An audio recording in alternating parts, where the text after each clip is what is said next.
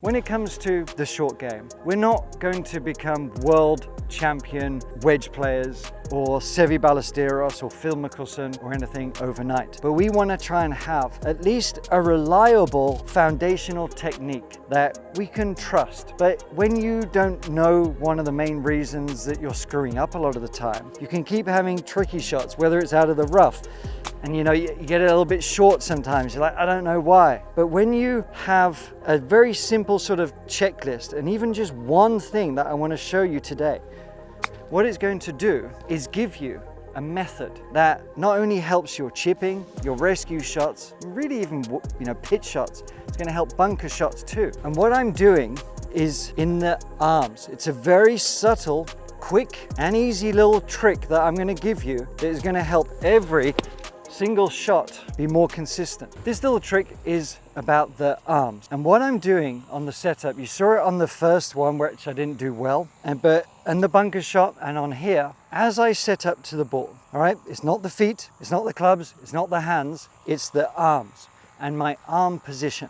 What I'm doing is a little bit different to what most of you tend to do when you're setting up to little pitch shots, chip shots. You set up with your body in place, your hands sort of pressed forward a little bit, okay? But the thing I want to point out most is the shape that I have with my arms, and also the lack of connection that I have with my arms to my body. So there's two things I want to point out.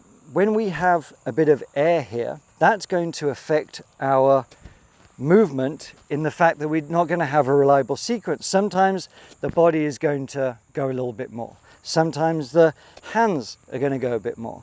Sometimes the arms are going to go without the body. And that all changes not just the contact reliability, but the ball flight reliability. So it becomes very hard to have a consistent, confident short game. And what we actually really want is to find a way that gives us a blend of connection, something that we can repeat very, very easily, and that can apply to all shots, pitch shots, bunker shots, and greenside shots. And all I want you to do is so simple, but it's very annoying how good it is. So I'm going to show you what I do first, and then I explain why it's so effective. All I'm going to do is take my hand position, and I'm going to turn over my arms here. Okay, so I'm rotating my arms. So I'm kind of like doing a bicep curl coming up this way. And I'm going to almost feel like my elbows are coming in to the top of my chest here. And then from there, with that connection and with my elbows pointing down a little bit more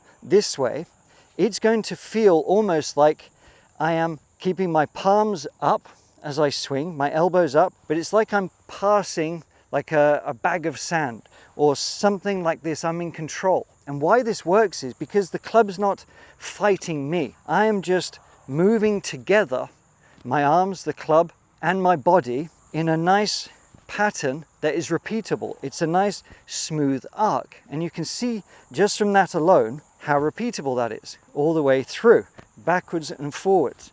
I'm staying connected. I'm not getting too disconnected. Everything is working as needs to together.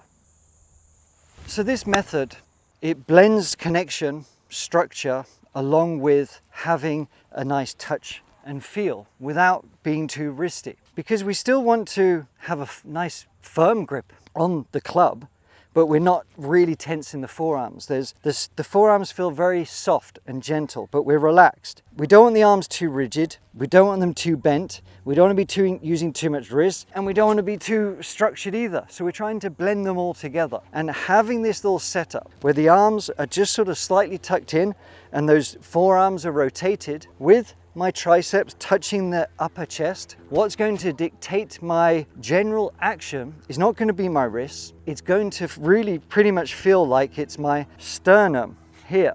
It's my chest that is going to do most of it. Does it feel like a putting stroke? A little bit, but we have a lot more sort of movement in it. So as you can see, as I'm finishing, everything's kind of staying quite close to me, but I'm not flipping.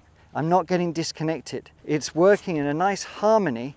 But you can see like this position that I have here is formed from my setup, and it brings it back down. So I can do a very basic shot, okay? Whether it's a little distance we want to go or a further distance, and this technique stays the same. The best way for you to see how effective this is to give you more consistency around the greens is go and test it for yourself. I always say, like, you've got to test these things. Not always is it going to resonate, not always is it going to feel like aha, but most of the time it is. But I want you to find your feels with it. But one of the good things about this sensation, okay, when we want to do more delicate shots, perhaps get a little bit more height on it, we can feel like the club face is staying open a little bit more this way, because I'm sort of keeping my arms up. You see how my forearms are sort of up a little bit this way and they're up a little bit this way. But I'm not just relying on the wrists, as I've said.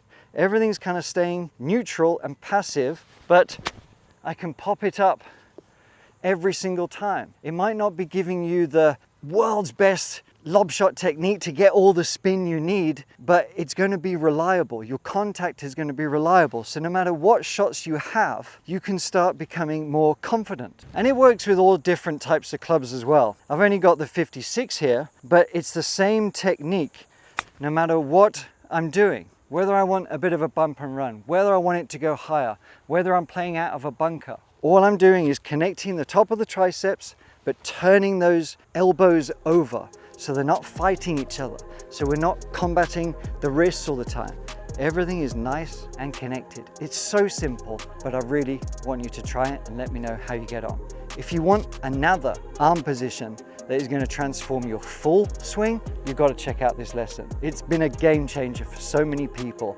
It takes just a couple of seconds to get that light bulb moment, and you will be swinging better instantly.